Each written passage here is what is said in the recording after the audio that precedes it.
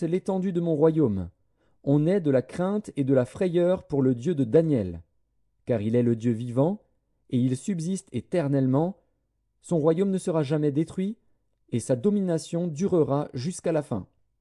C'est lui qui délivre et qui sauve, qui opère des signes et des prodiges dans les cieux et sur la terre. C'est lui qui a délivré Daniel de la puissance des lions. Daniel prospéra sous le règne de Darius et sous le règne de Cyrus, le Perse. Daniel, chapitre 7.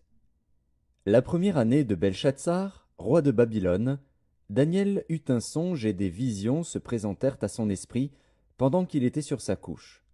Ensuite il écrivit le songe et raconta les principales choses.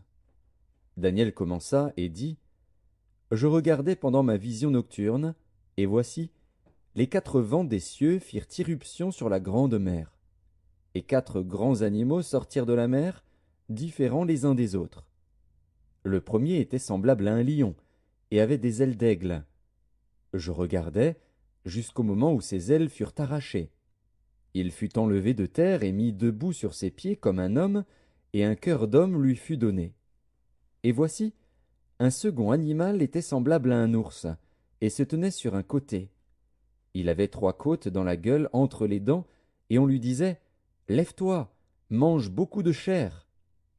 Après cela je regardai, et voici, un autre était semblable à un léopard, et avait sur le dos 4 ailes comme un oiseau. Cet animal avait 4 têtes, et la domination lui fut donnée. Après cela, je regardai pendant mes visions nocturnes, et voici, il y avait un 4e animal, terrible, épouvantable et extraordinairement fort. Il avait de grandes dents de fer, il mangeait, brisait, et il foulait aux pieds ce qui restait. Il était différent de tous les animaux précédents, et il avait 10 cornes. Je considérai les cornes, et voici, une autre petite corne sortit du milieu d'elle, et 3 des premières cornes furent arrachées devant cette corne. Et voici, elle avait des yeux comme des yeux d'homme, et une bouche qui parlait avec arrogance. Je regardais, pendant que l'on plaçait des trônes. Et l'ancien des jours s'assit. Son vêtement était blanc comme la neige, et les cheveux de sa tête étaient comme de la laine pure. Son trône était comme des flammes de feu, et les roues comme un feu ardent. Un fleuve de feu coulait et sortait de devant lui. 1000 milliers le servaient, et 10 000 millions se tenaient en sa présence. Les juges s'assirent, et les livres furent ouverts. Je regardai alors, à cause des paroles arrogantes que prononçait la corne.